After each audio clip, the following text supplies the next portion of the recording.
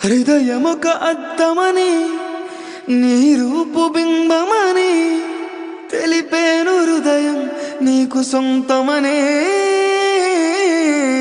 బింబాన్ని బంధింప తాడేదు లేదు సఖీ, అద్దాల ఉయ్యల బింబమూగె చలి.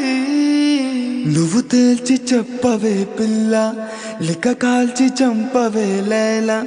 నా జీవితం నీ కను పాపలతో వెంటాడి ఇక వేటాడితే లేదని చెప్పా నిమిషము చాలు, లేదన్న మాట తట్టుకోమంటే మళ్ళీ మళ్ళీ నాకొక జన్మే కావాలి. ఏమి చేయమందువే, ఏమి చేయమందువే.